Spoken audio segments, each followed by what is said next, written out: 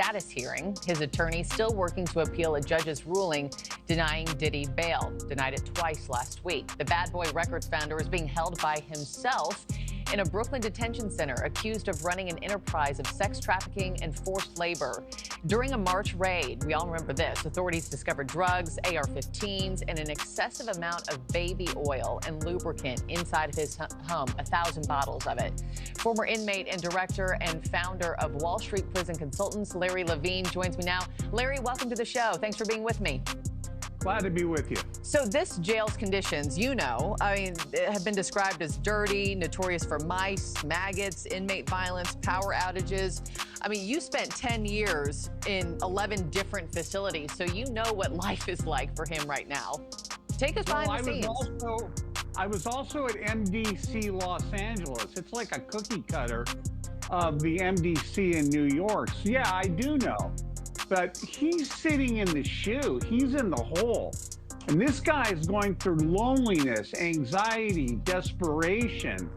He's on suicide watch. And they hand out like psych meds, like they're M&Ms to these inmates to try to get them to cope with what's going on. So his entire existence is to sit in this little cell, essentially. He can shower 3 times a week. He's not getting any real visits. If his lawyer does a legal visit, they have to come upstairs into the special housing unit to see him. Now, have you seen these reports about all these commissary items they say that he could buy? Any of those? What was one of them? Steak or something? Ribeye, steak, yeah. All kinds of nonsense. He's in the shoe, people. He's in a special housing unit. He cannot buy things off the regular commissary list. So this is rocking his world right now. You can buy a radio. Yeah, this is rocking his world right now. What about treatment from other inmates, Larry? Hollywood may sparkle with fame and glamour, but behind the scenes, there's a hidden world not many dare to talk about.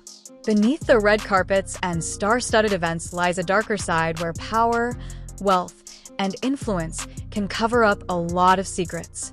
In recent years, one name that keeps finding itself wrapped in controversy is Oprah Winfrey. What about treatment from other inmates, Larry? I'm curious in that too, because we know that they don't take kindly to those who are accused of hurting women or children. They're not minors that we know of, but if he makes it to general population, how's he treated? Look, if he makes it to GP, general population, someone's going to stick a knife in him. They're going to put some bars of soap in a sock and boom, they're going to pop him over the head and split his head open like a watermelon. They cannot GP him at all. There's a better chance of Jesus appearing in front of us right now than him making general population. He's safe where he is at. There's no reason to move him. And this nonsense about him getting bail, they're never going to give him bail. He wants to go to Essex County, New Jersey, to go to a cushy jail there. Remember, he's not a federal inmate. He's a U.S. Marshal detainee. So they just house him at MDC. And in order to send him to Jersey, they would have to transport him back and forth several times a week with like 6 marshals. They put him in one car, and there'd be a car behind him and a car in front of him. They're not going to do that. So his life essentially at this point is just screwed. And I don't see him ever getting out. And remember, he's fighting his case, right? Yeah, so what does it look like if he's convicted, Larry? Well, it's going to take 3 or 4 years to fight his case. And then they're going to put him in a medium security institution. He's never going to go into a minimum security camp. He's going to be living in a cell, and he's going to be living in an isolated area. Now, maybe he'll associate with some other people that have similar crimes to what he has, but he's never going to be in GP. He's never going to have regular visits. He's going to have visits through the telephone, no contact visits for him. When you were an inmate, Larry, if a celebrity was brought in, say status like his, I don't know if that ever happened for you. What were your thoughts about them being in the cell down the way? I thought that, wow, look what they've gone from, having millions, billions of dollars. Now all of a sudden, Oprah Winfrey, celebrated for her generosity and inspiring journey to success, now finds her reputation under the spotlight. Her connections with certain controversial figures have raised eyebrows and sparked growing concern among the public. The A-list celebrities linked to Diddy and his alleged sexual assaults are trying to keep their identities private. That's according to Houston attorney Tony Busby. He says he's already privately settled some of the accused. That's after his firm sent out demand letters. Diddy is currently locked up and facing multiple charges, including racketeering and human trafficking. Despite 2 requests to be released, Diddy has been denied bail. His mother, Janice Combs, has spoken out for the first time since this arrest. She released a statement. It reads, "It is heartbreaking to see my son judged not for the truth, but for a narrative created out of lies. My son is not the monster they have painted him to be, and he deserves a chance to tell his side." Joining us to talk about it here on The Factor Uncensored tonight, we have defense attorney and former Harris County prosecutor Biogia Kingbala, Harris County Precinct 1 trafficking director Kathy Griffin-Grignon, and radio personality J Mac from 97.9 The Box. Glad to have you all here on The Factor Uncensored. So, J Mac, when you hear that there could be more people out there, more celebrities, right, who are already settling cases quietly, are you surprised? Are you shocked? That's a smart thing to do. You don't want us in your business. You don't want to be on the Isaiah Factor. On the morning show, right? On the morning show. And then you heard his mom. She's doing what a mom is supposed to do. If you pay my bills, I would say, hey, that's not the guy I know. But then again, of course, you don't treat your mother that way. You may not tell your mother what's going on. Come on, man. His mama know. Oh, his mama know. Trust me. I'm being naive. The naivete is showing tonight. Your mom is going to always know what you're doing. You might think she don't know, but she know. Got it. Biogi, let's talk about some of the celebrities, which no names have been named as of yet, who may have settled these cases. Is that the prudent, smart thing to do? I think considering that these civil cases are closely tied to the federal case that Diddy's facing, it's certainly a smart thing to do to perhaps try to get your name out of the public eye, get your name away from the specter of the federal investigators, and just try to settle your case privately, assuming that there is some sufficient evidence to believe that these civil attorneys have something on you. Now, if you... Before this controversy erupted, Oprah Winfrey and Harvey Weinstein were reportedly quite close. Photos of them together were widely circulated, with some suggesting that Oprah may have even played a role in helping Weinstein attract potential victims. Are a potential defendant in one of these cases and someone suing you, would they typically require a non-disclosure agreement to be signed once they settle it with the plaintiff or the victim in this case? You know, if I was an attorney representing one of these individuals accused, I would certainly request for that before agreeing to any out-of-court settlement. Otherwise, it kind of takes away the point of doing it out of court. It's going to end up being public. I might as well continue to fight the allegations. And sometimes, Catherine, when you're a victim in human trafficking or sex crimes like this, money can't always satisfy you. And do you foresee any of these individuals, whether it's men or women, coming forward later, even though they've signed the NDA, even though they've been paid, saying, look, it was me and this is who did it? Well, after you get paid, right, okay, and you done spent that money, and then you got to take care of the I, the R, and the S, who are real pimps, then they're going to talk. You know, what's done in the dark comes to the light. And who? I know you don't have a 50-foot bed in your backyard, do you?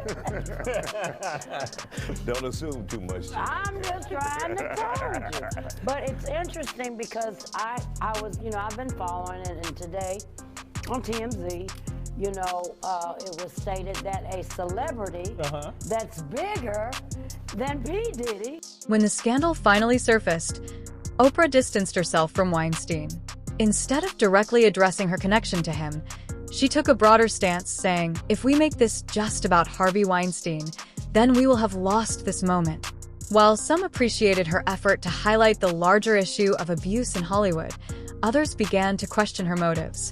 The feds have that individual on tape.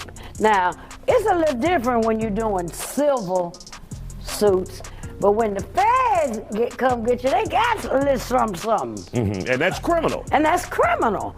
And it raised the hair on the back of my neck. Yeah, it's raised too, I see it. Yeah, it ain't that many folks bigger that we know in the industry. So it's just the process of elimination. Who we gonna eliminate and who gonna be that person? You more famous than Diddy? We know it ain't Justin Bieber because he done gone to the Lord. Right. And so, by OG, we have layers here, and we have individuals coming out. Will this ever end for Sean Diddy, Combs, or even if he is cleared of criminal charges, people will continue to come? Yeah, as far as will this ever end, who knows, to be quite frank. I think what's going to end up happening is that some of these cases are going to continue to fuel the federal investigation. And what we should really look out for is if there's going to be more additions to the federal indictment, because every civil lawsuit that comes out, that's a potential witness, that's a potential co-conspirator. And quite certainly the federal investigators are paying attention. And just because we have the current charges don't mean they can't add on additional charges as they continue to learn more about this case and potential victims that are out there. And the district attorney of the Southern District of New York said as much in his press conference, that this is still very much an ongoing investigation and that they're still keeping an open mind with respect to more charges moving forward. And how, go ahead, Kat. With victims, first of all, in order to break through trauma, especially sexual trauma, incest, molestation, rape, trafficking, if you don't delete it, you will repeat it. The very thing that hurt you will draw you into it. That's why so many children that were sexually abused ended up in some form of the sex industry.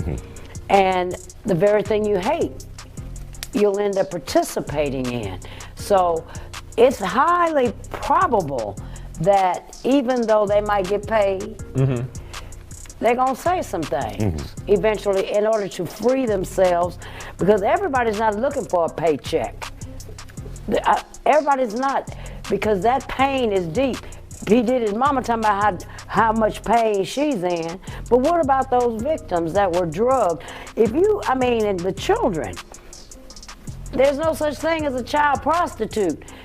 Everybody that messes with children get molestation, statutory rape. So I even fought to get that law removed out of California. You know, there's no such thing as a child prostitute. So what about them? Right. Grown folks, it's a little different. But if you drugged and if that baby all had some of that lay you down in it. All right. Some wondered if Oprah's broader statement was a way to dodge deeper questions about what she knew or how involved she had been with Weinstein. Not everyone bought into her public stance. Musician Seal, once a close friend, openly criticized her in a bold Instagram post, suggesting that her connection to Weinstein ran deeper than she let on. I want to bring in Myla Morales. She's a former makeup artist for Diddy and also Cassie Ventura, working for Diddy for years and eventually becoming a friend of Cassie's. In 2010, Myla alleges that she heard Cassie being physically abused and was a witness to the aftermath of the alleged attack. She joins me now. Myla, thank you so much for being here. This has been, for so many people, illuminating, infuriating, troubling, devastating. You can go down the list of things, but it's so difficult to speak about. I know. Being a witness of anything. Tell me how you must be feeling just knowing that this has even come to light. Well, I have kept this secret for like 14 years. I mean, the first time I experienced it was 2010. And I was in the hotel room when Puff came in, and I had no idea Cassie left. And when I woke up, I just saw his presence come into the room. They went into the bedroom and shut the door, and all I could hear is screaming. And yelling and whatever was going on in there, I don't know. But all I could think of was to grab Cassie's things and start packing it up and just getting her out to safety and bringing her to my house. So that's kind of like what transpired from that night. And once she came out of the room, she was badly, beaten. Oh my God. What did her physical appearance look like? I mean, it was knots on her head, black eye, busted lip, but a lot of knots all over her head. Did she go to the police at that point or anything? No, we didn't know what to do at that point because, Seal accused Oprah of being part of Hollywood's long-standing issues, hinting that she had known about Weinstein's behavior all along. His post, featuring a photo of Oprah kissing Weinstein on the cheek, sent shockwaves across social media. The image gave many the impression of complicity, or at the very least, a willingness to turn a blind eye. He's a very powerful person, and we were quite terrified, so I just, brought her to my house, and my friend, who is a doctor, I called her, and thank God she was in town because we didn't know what to do. And she treated her for, just to make sure she didn't have a concussion or anything like that. But it was really it was painful to see Cassie like that because she's such a beautiful human being, and for a man to just hurt any sort of woman or child or animal, it doesn't matter. But Cass is a good friend of mine, and I just felt, I just didn't know what to do. I felt like, I don't even know how to describe how I felt that night. Did she describe how she was feeling about having that happen? Did you get a sense that this was the first time? It didn't feel like it. Because it wasn't, it was almost like, I feel like she might have been embarrassed that happened in front of me. But the incident that you're talking about even predates what we saw in this horrific video from a hotel floor. When that video came out, what did it feel like knowing that had now been public? No, I was devastated when I saw that video because it was like I witnessed what could have happened in that room and more, So that was a hallway incident. Who knows what happened, in that room when I was outside of there. And I was devastated. Actually, I've been devastated since the court cases came out and how... Seal's criticism hit hard because he wasn't just some outsider. He had firsthand experience with the entertainment industry's inner workings. Having witnessed the dynamics of power and influence up close, his message was clear. Oprah, with her wealth of resources and connections, had every opportunity to know what was going on. Whether she did or not, the public deserved honesty and transparency. He mistreated Cassie. He has settled the suit involving her specifically, but there are others, and there are sources that are telling CNN that the majority of the people currently suing Diddy are actually speaking to federal investigators, which indicates the Justice Department might be moving close to an indictment. So do you think that Cassie would testify against him if federal investigators asked her to or compelled her to? I'm really not sure. Like I said, I can't speak for Cass, but I hope she does. I hope she does because she's the only one that would know all the information that's gone on over the years. So, Mila, why do you think? I mean, we've heard certainly, a lot of people in the industry condemn Diddy for what they saw on that video, but it hasn't been a universal outcry within the industry specifically. Why do you think that is? Because it's a very small industry and that we all know each other, and I feel like people are afraid to speak up about it. And the only reason why I am is because I'm a friend of Cass's and I really care about her very much so. And I'm outraged and very, very heartbroken about how he's been treating her. it breaks my heart, and I just can't imagine like a man treating a woman that way, and not just a woman, but a friend of mine that I've known since she was a teenager. So I've known Cassie before all of this. So it disgusts me. I can only imagine, of all the women that you have worked with and people who are eager to be in the industry, what they are exposed to, how they could be exploited and abused in a variety of ways. And that's why the idea that not hearing so many more people speak up is very frustrating and hurtful for so many people. It is frustrating and hurtful, even for me, because I know what goes on behind the scenes, and I just can't imagine why nobody's speaking up. I mean, everyone's just hush hush and quiet. I don't know, maybe they're scared. Weinstein isn't the only controversial figure connected to Oprah. Enter Diddy, the hip-hop mogul known for hosting infamous parties that have stirred up plenty of rumors.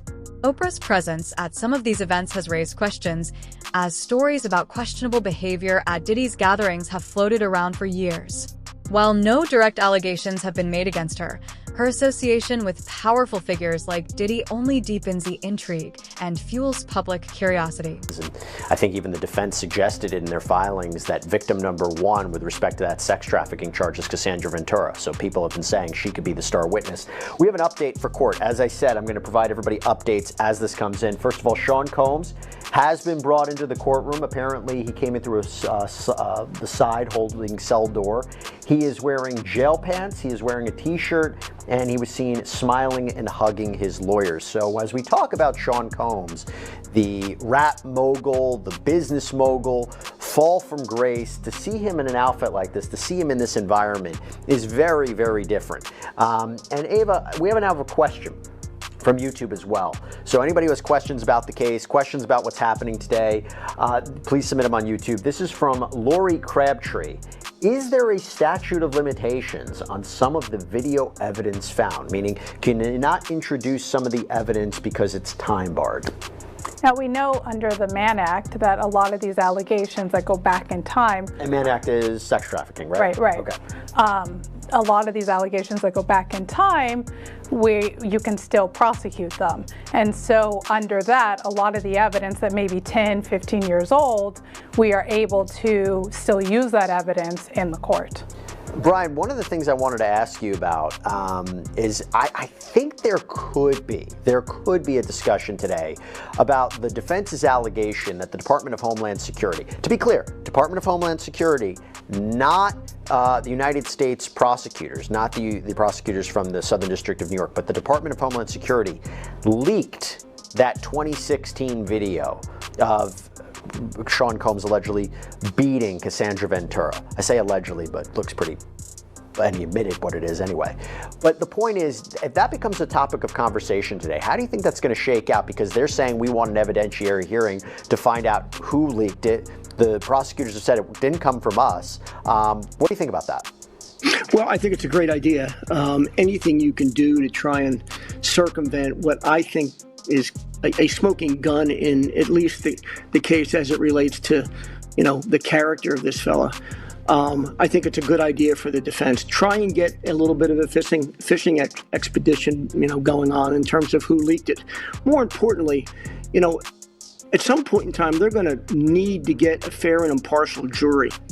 And this might just be the first in a series of motions they file trying to keep the government from leaking evidence that's... The real question on everyone's mind is, how much does Oprah really know? Can someone with her influence and vast network truly be unaware of the dark activities unfolding within her social circles? These are the tough, uncomfortable questions that few dare to raise, and even fewer are willing to answer. As the scrutiny around her connections grows, the public is left wondering whether ignorance is even possible for someone in her position, or if there's more to the story than meets the eye. Defense in this case, because we know that Diddy, through his lawyers, is arguing that these freak-offs, they were all consensual. They might be weird, they might be strange, but obviously minors cannot consent to sexual activity. So to the extent there's allegations, credible ones involving minors, that puts the defense in a very different position. They can't argue that there was no force, fraud, or coercion. They're gonna have to argue that the sexual contact didn't happen at all. So it'll be a very different defense at trial. All right, Nima Rahmani there. Can't thank you enough. Just lastly here, do you sense any delays here? You kind of intimated, but for that, what we were just discussing, this could be delayed. But for a superseding indictment, which means prosecutors go to the grand jury to add additional charges or defendants, I don't think this trial is going to be pushed back unless there's some delay in extracting and producing this data to the defense. All right, Nima, can't thank you enough. I'm sure we'll be talking about this case. Combs coerced and abused women for years with help from a network of associates and employees while silencing victims through blackmail and violent acts, including kidnapping, arson, and physical beatings. Remember, he's pleaded not guilty. He is still in jail. Remember, some of the appeals that his team of attorneys made were denied to get him out of jail pending trial. He's still in jail right now. Remember, these charges include racketeering, conspiracy, and sex trafficking. Just want to note this from Nima Rahmani as well, that Diddy himself in court, that Diddy seemed confident. He was waving and blowing kisses to his family. Alexis McAdams noted that and acknowledged that as well here. If we could go back to Nima Rahmani's tweet there, Nima was kind of outlining this gag order request. He says the defense asked for a gag order and blamed the government for leaking evidence like the 2016 video of Diddy beating Cassie Ventura to the media. The judge did not rule on the request, but Diddy clearly cares about the court of public opinion as much as the courtroom. That is Nima Rahmani's assessment there. All right, so wanted to make sure we got that in. And also there was a new judge in the case. It wasn't entirely clear why a new judge was appointed here. Judge Subramanian, President Biden, but he treated this like any other case. Nima says, we don't know why the case was transferred from the previous judge, Judge Carter. That remains to be seen here. So wanted to get all those details in. It's a story we're going to stay on top of as well, and we thank Nima Rahmani. Another troubling aspect of Oprah's legacy is her alleged connection to Jeffrey Epstein, the financier and convicted sex offender whose involvement in child trafficking shocked the world. As more information emerges about Epstein's network, questions arise about how Oprah may fit into this troubling narrative. Her ties to prominent figures like Epstein raise significant concerns and complicate her public image, leading many to wonder about her awareness of the dark dealings within her circle and the implications for her legacy. To the woods in Atlanta with the YSL, RICO trial that's going on. So, you've got a much simpler, indictment, 14 pages long, really one identifiable victim, but I think that there's probably others that are contained within it. So we'll see if that May date sticks. If there's superseding indictments, it's probably going to get continued, I would think, because there's just, that would automatically cause that to happen. Yeah, that takes me to my next question. Krista, we heard from Emanuela that there could be these superseding indictments filed. What do you expect those to be, and what effect will it have on the possibility that this trial may go in May of next year? I think that the superseding indictments, I don't know if they'll necessarily be new charges against P. Diddy, maybe, or maybe more identifiable victims, but I think that you're also going to maybe potentially see some co-conspirators that are identified that played a significant role in this vast conspiracy that's taken place over the course of the last 30 years. So, with other defendants involved, that can also, Sean Combs will be in less control over when this trial goes and how it plays out. Well, let's talk, though, about the fact the feds don't play. I mean, generally, they don't bring a case until they have their ducks in a row and the evidence ready to go. And so I have to believe that, yes, some of those things might cause delays, and it's a great defense team. But I also think the feds are well prepared with evidence on hand to proceed against him. Oh, yeah. They took their time on this. When you think about the timeline here, the Cassie lawsuit was filed last November, and then the raids were in March. During that whole time, you've got to imagine that there is some pretty intense investigation that's... Court documents from Epstein's trial reportedly mention Winfrey's name 5 times. Although these references are vague and do not directly implicate her in any wrongdoing, the mere association raises concerns. How does someone with such a pristine public image repeatedly find themselves linked to individuals like Epstein?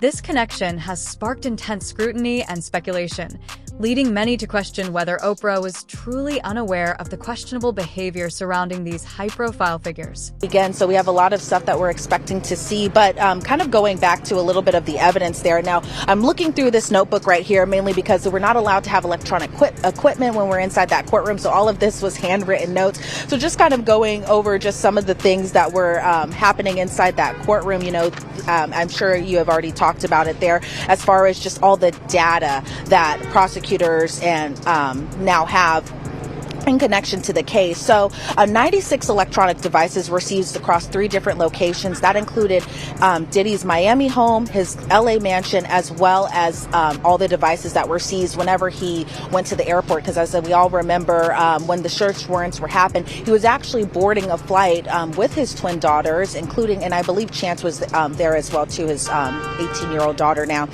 when they were the search warrants were happening and Diddy was caught up at the airport. They did seize different devices that time as well too. And so the data mainly still has to be extracted. Now, the government was kind of talking about just some of the devices are a little bit older, so the government in turn is kind of catching up to the technology there. But they say at the airport they seized 9 different devices. 7 of those have been extracted so far. At Miami, 36 different devices were seized. 29 were extracted. And in LA, 51 devices were seized. 24 have been extracted.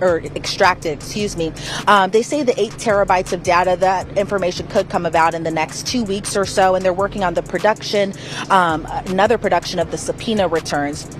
And so the defense pretty much didn't object to too much inside the courtroom today. Agnifilo also appeared kind of confident during his arguments. I know a lot of people were kind of expecting for the bail or bond argument to be happening, but that didn't happen, and it appeared that the defense kind of, I'm trying to find the right word here, but they were pretty much complying with all the prosecution's arguments and plan to kind of have everything all good and set to go by May. Now, by the time the end of the year is to happen, I forgot, like, one big turn right here. They did mention that a potential superseding indictment. For many, the Epstein connection is the most disturbing of all, considering the severity of his crimes.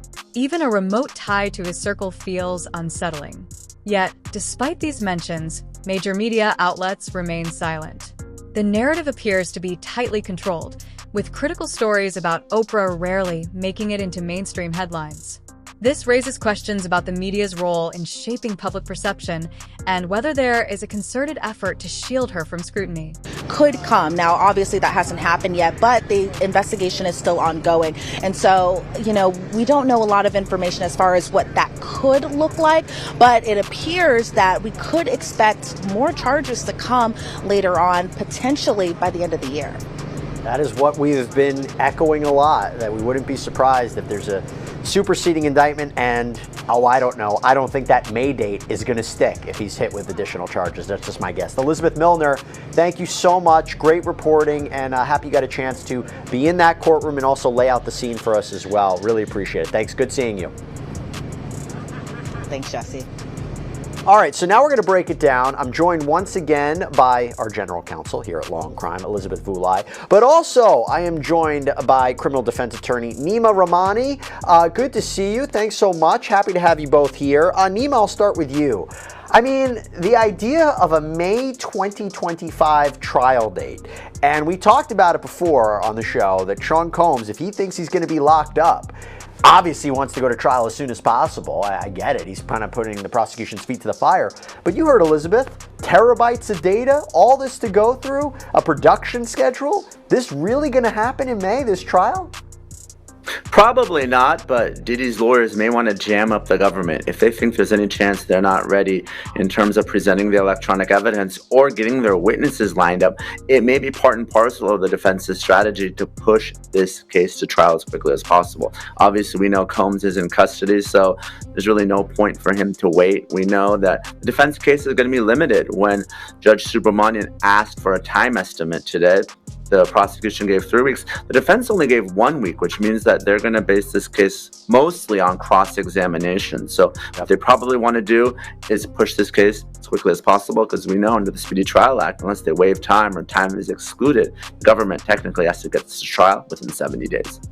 So let me just follow up on that. If he's hit with a superseding indictment, right, and we don't know what those charges could be, we don't know if there could be multiple defendants, we don't know if they're respect to potentially minors. No, am I crazy to think that there's no way this trial is then going to happen in May? It's unlikely, especially if there's a superseding indictment involving minors, because minors present a completely... Another chapter in this saga involves Oprah's philanthropic efforts. In 2007, she founded the Oprah Winfrey Leadership Academy for Girls in South Africa, aiming to create a safe haven for underprivileged girls. However, the institution was soon shaken by allegations of abuse. Students accused a dormitory matron of sexual assault, which led to her arrest. Although the matron faced multiple charges, including indecent acts with minors, the school's reputation was forever tarnished by these incidents. This controversy raised questions about Oprah's oversight and the safety of the girls she sought to help. Epstein's abuse of underage girls. Prosecutors say that she recruited and groomed 4 girls between 1994 and 2004 for Epstein, her longtime associate and former boyfriend. Before the judge read the sentence, Maxwell spoke to the court and the victims, but remained defiant, saying, quote, "I am sorry for the pain that you experienced. I hope my conviction and harsh incarceration brings you pleasure." But that wasn't the end of the controversy. The school's former headmistress sued Oprah for defamation, claiming that Winfrey implied she was complicit in covering up the abuse. The case was quietly settled out of court, but the damage had been done. Rumors about the Academy's mishandling of the situation spread like wildfire, especially on social media. Even more disturbing were unconfirmed reports suggesting that multiple girls from the school had gone missing, although these claims remained shrouded in mystery. This added to the growing concerns about Oprah's leadership and accountability within her philanthropic endeavors. And a warning, my report contains details of sexual abuse. They seemed very friendly. I thought they were a married couple. The words of Jane, one of the prosecution's key witnesses, who says Jeffrey Epstein abused her, and Ghislaine Maxwell watched. Her evidence to court, emotional and graphic, came on day 2 of Ms. Maxwell's sex trafficking trial. She has pleaded not guilty. The woman, known by the pseudonym Jane, says some of the abuse took place here, at Epstein's mansion in Palm Beach, Florida. She told court of the first time she claims he abused her. "I was frozen in fear," she said. "I'd never seen a penis before. I was terrified and felt gross and felt ashamed." Earlier, the paedophile's pilot took the stand. Do you regret working for Mr. Epstein? Do you regret your work for Mr. Epstein, sir? Providing a bird's eye view of Jeffrey Epstein's luxury lifestyle and famous friends. Among them, Prince Andrew, mentioned in court for the first time, who the pilot said travelled on Epstein's private jet. As did 2 former presidents, Donald Trump and Bill Clinton. But the pilot, Lawrence Visosky, said he never saw Epstein and Maxwell travel with any women he thought were underage and didn't witness inappropriate behaviour. "I never saw any sexual activity, no," he told court. Asked whether he witnessed sex acts with underage women, he answered, "Absolutely not." Eric Feudali represents some of Jeffrey Epstein's alleged victims. Most often in these cases, there are no witnesses because, like I said, sexual abusers simply do not sexually abuse in front of people because or else they would get caught. So they're very good at keeping it secret, at hiding it. So typically in these cases, you're not going to get eyewitnesses to the sexual abuse. What is so unique about this case is there's allegations that Ghislaine Maxwell was an eyewitness and even participated at times in this sexual abuse, is what makes this case so unique. Jane and the other alleged victims are the core of the prosecution case. The defence are likely to argue some of these allegations are almost 30 years old. Memories have faded, and Ghislaine Maxwell is now being blamed for the crimes of Jeffrey Epstein. 3 more women are due to share their stories of alleged abuse in the coming. The silence surrounding these events is deafening. Despite the gravity of the allegations, there has been little follow-up from mainstream news outlets. Once again, Oprah seems to have sidestepped significant scrutiny, leaving many to wonder why such serious issues are not receiving the attention they deserve. This lack of coverage raises questions about accountability and the willingness of media to hold influential figures responsible for their actions and associations. Rosanna, you look amazing. You look amazing. Come on now. How much have you dropped? Man, I was like 480 pounds at one time, like when Big Pun was alive. Yeah, so this was like years and years and years of understanding my body and what I can eat and what I can't. So what are you doing differently? You know, I just lay off the carbs. I eat defensively. I eat what I want to eat, but I eat defensively. Yeah. So you know how you wake up every morning, hopefully everyone goes and brush their teeth first thing in the morning? Yeah, that's what we teach our kids. Right. So that's the first thing I do. I don't care if I'm like this. Well, every time I sit down and eat, I'm eating defensively. I'm like staying away from the bread, staying away from the rice, staying away from the pasta, staying away from, I went to your restaurant and got a little fish with some broccoli. I know, you can have that's that. That's how I play the game. I like that. Maybe some burrata first, but I stay away. It's the carbs that really get you. Yeah. Well, it's working for you. Yeah, absolutely. It's working. Thank you. So, lean back. Congratulations. 20 years. So, Apollo, April 2nd, big night for you. You know, I started at the Apollo Theater. I won amateur night 4 weeks in a row. So the Apollo really is my home. Harlem and the Bronx with one. And so I'm calling it $1 billion worth of stars on one stage in one night. Because there's going to be a lot of guests with you. Too many. And so what's going on is I'm a native New Yorker, and I'm trying to put a top 5 moment in. Oprah's story is not unique in the world of celebrity, but what sets her apart is the glaring absence of critical media coverage. Time and time again, stories about her involvement with powerful abusers or troubling institutions surface, only to disappear from public view just as quickly. This begs the question, how does this happen? The dynamics of celebrity culture often allow influential figures to evade accountability, as they possess the resources and connections to shape narratives in their favor. In Oprah's case, her philanthropic image and significant contributions to society may contribute to a reluctance among media outlets to delve into her controversies. This lack of scrutiny raises concerns about transparency and the responsibility of the media to investigate and report on the actions of public figures, regardless of their status. History in New York City. I'm not talking about just hip-hop. I'm talking about when Muhammad Ali fought at Madison Square Garden. Against Joe Frazier, this is something where you go and you're going to be like, oh my God, I cannot who's believe. There? Let's talk about we got Dipset, we got The Lox, we got Remy. Mary J., your sister? I didn't say that. I did not say that. But a lot of people, I told you it's going to be $1 billion worth of stars in one. Rumors. Big rumors. Big rumors. Drake, wait, is Drake going to be there? I thought you would say that. No, Drake is definitely not going to be there. Okay, so he said no. But you've been but he didn't say on a roll. I was going to say, he didn't say no to other people. She was on a roll. All right. And it's just going to be one big party, one big celebration of life. You know, it's just going to be a party at the Apollo. You know what I mean? It's going to be an incredible night, and it means so much to me. April 2nd. April 2nd. Is the night. And look, I was saying earlier, it's hard to believe it's been 20 years since Lean Back came out. You know, it's been almost, I guess, 23, 24 years since What's Love, it came out, you and Ashanti. So, like, Remy's going to be there. Is Ashanti going to be there?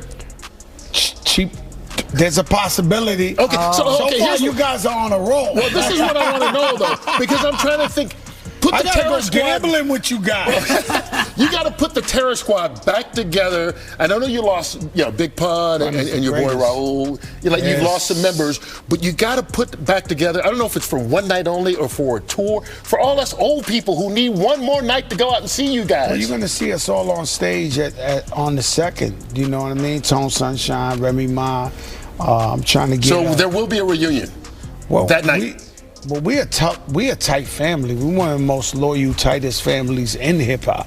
So we together. Like we all the way with this, So are the tickets still available for? I think so, but I think it's mostly sold out. And even if you could get an upper deck seat, I'm telling you, forget about the money. This. The answer lies in power dynamics. Oprah is not just a media personality. She is a media empire with vast resources at her disposal. It's easy to see how unflattering stories might be buried or ignored.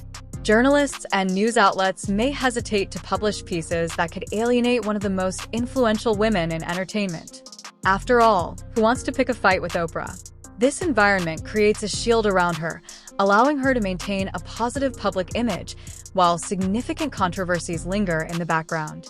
The fear of backlash or loss of access can lead to self-censorship within the media, raising critical questions about accountability and the ethical responsibilities of journalists.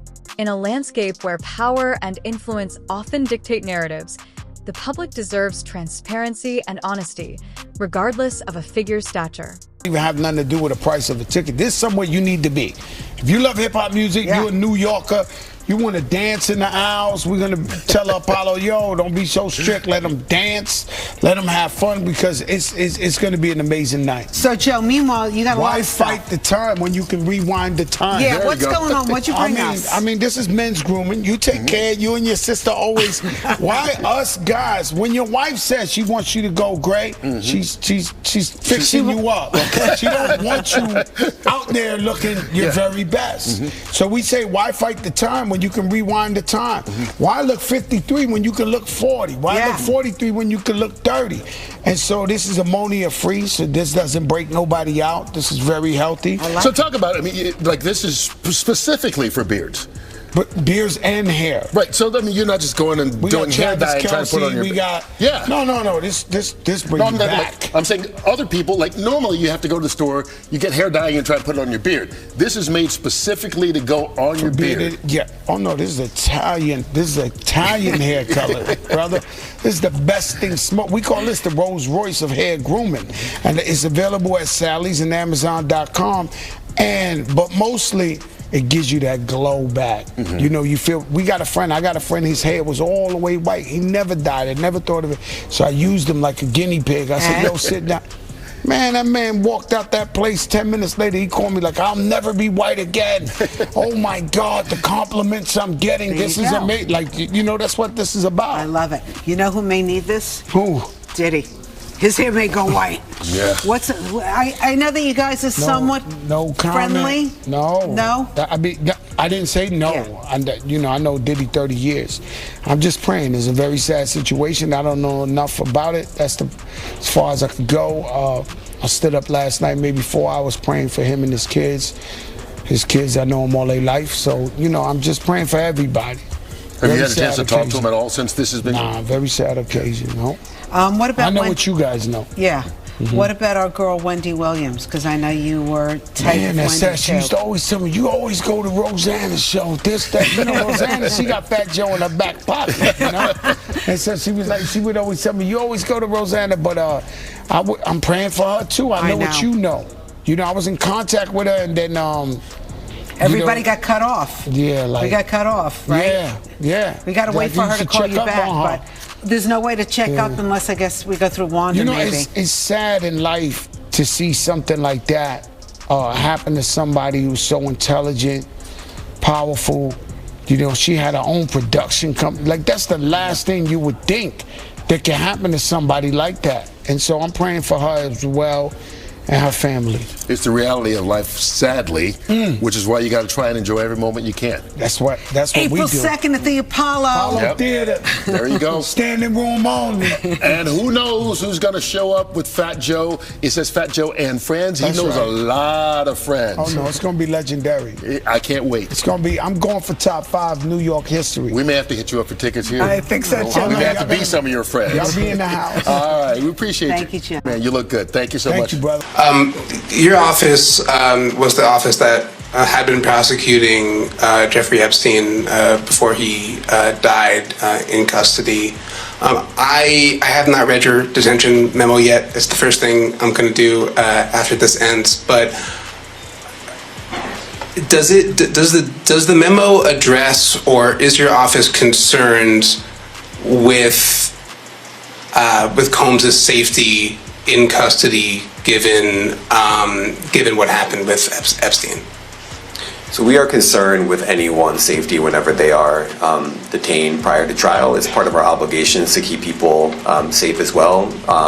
It's part of the criminal justice system. So, but I do not draw any sort of connection between Jeffrey Epstein's suicide and what may or may not happen to any other defendant while they are detained pre-trial. And of course, the decision whether to detain the defendant will be up to a judge. Our position is that pretrial detention is warranted under the law and based on the facts of this case, and I'll leave it at that. Are some of the prosecutors on this case some of the same prosecutors that had been handling that or that worked on the Maxwell case? So I'm not going to get into the staffing. I will say that this team, this group of AUSAs, this incredible group has been working on this case around the clock, and they've had their hands full. Developing at 5, music mogul Sean Diddy Combs back inside a federal courtroom here in New York. All right, a trial date's now been set for May 5th of next year. Lisa Evers live in Lower Manhattan with the very latest today. Lisa. Well, Stephen, Natasha, this was Sean Diddy Combs' third time in the courthouse you see right behind me, his first time before a new judge. They did handle these calendar matters and also set that May 5th, 2025 date for the trial to begin. But what was most striking was that his mother, Janice Combs, who's been with him his whole life, flew up from Florida to be with him, as did most of his children, in a show of support. Sean Combs' son, Christian, known professionally as King Combs, held his grandmother's hand as they left the courthouse with his other siblings. We want to hear from you. Anything you want to say at this point. Judge Arun Subramanian acknowledged that his mother, Janice Combs, came from Florida for her son and that his kids also traveled to be in the same courtroom with him. Combs' attorney, Anthony Rico, sat by his side throughout the proceeding. He's handling the appeal of his bail denial, which is a separate case in the appeals court. He's making an adjustment. He had his family here today to support him. We really want to put an end to all of the clowning that we see on the internet. This is a serious proceeding with serious consequences. The judge set a trial date of May 5th, 2025. The lead federal prosecutor took issue with Combs' attorney Mark Agnefilo's extensive comments in a TMZ documentary, alleging the government was guilty of racial bias and targeting Combs. Agnifilo complained about government leaks to the media.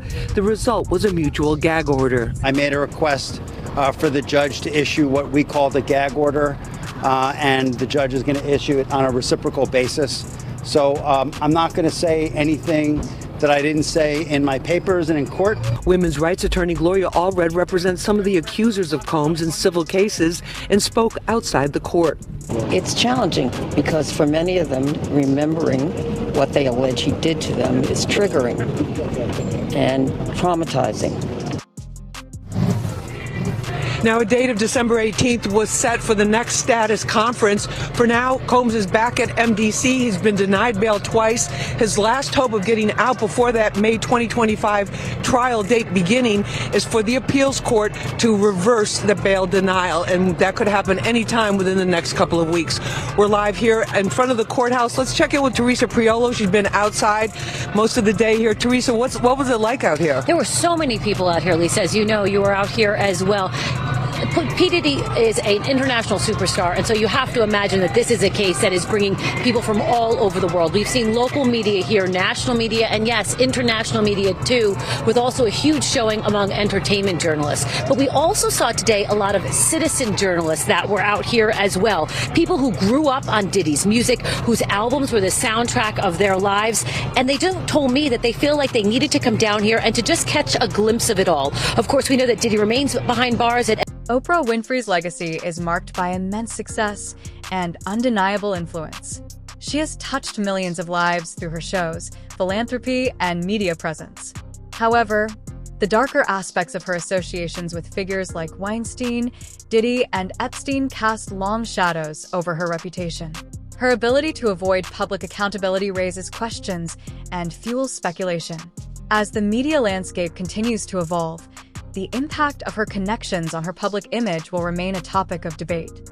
For many, the question is not just about her past, but about the larger implications of power dynamics and complicity within the entertainment industry. As we reflect on her journey, it becomes increasingly vital to scrutinize the narratives that shape our understanding of influential figures like Oprah.